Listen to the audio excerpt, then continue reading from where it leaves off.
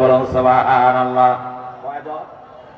একদম মশা, এই মশাগুলো এসে যারই কাপড় দেয়, যার উপরেই পড়ে, সেই পর এক ধপা ধপ করছিল আর মরছিল।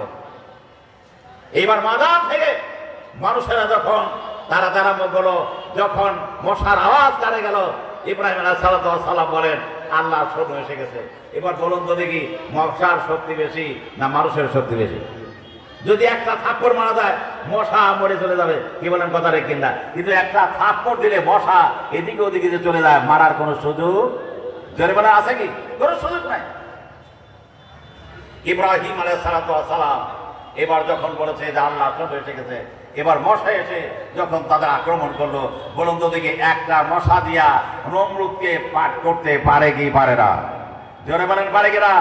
একটা মশা দিয়া যদি নমরুদের মতো শক্তিশালী গোটা পৃথিবীর যদি আপনি রাজত্বের মালিক হতে পারে, একে যদি আল্লাহ তাআলা ধ্বংস করতে পারে, আমার আপনার মধ্যে সম্রাট চমরা এগুলোকে শেষ করতে সময় লাগবে না। জোরে বলেন কথা রে কিনা? এই যে আল্লাহ রাব্বুল আলামিনের বান্দা, লক্ষ্য করুন, একটু চিন্তা করুন, সেই ইবাদত হবে আল্লাহ যদি তুমি করতে পারো তাহলে নাজাত, নইলে নাজাত নাই। ডাঙ্কাবাজি দেখায় কোনো লাভ নাই। জোরে বলেন কথা নেই কিনা? এই জন্য 100 টাকা একজন দিয়েছে, একটা নাকের ফুল দিয়েছে। আল্লাহ তাআলা নাকের ফুল দিয়েছে, আল্লাহ নাকের ফুল কবুল করুন। আল্লাহ তাআলা আসমানি বালামাত জীবন সফল থেকে বাঁচা। যেই নিয়তে দান করেছে নিয়ত পূরণ করুন। হয়তো সন্তান আদি অথবা কোনো কারণের জন্য দান করেছে, যেই নিয়ত দিয়ে আল্লাহ রাব্বুল আলামিন এই বান্দা দান করলো গহনা, আল্লাহ তুমি জান্নাতের মধ্যে তার গহনা পড়াই দিও। সকল প্রকার বিপদ আপদ থেকে ইবাদত করো, আল্লাহ তার মনের আশা তুমি পূরণ করো। সকলে বলেন আমিন। আর জোরে বলেন আমিন।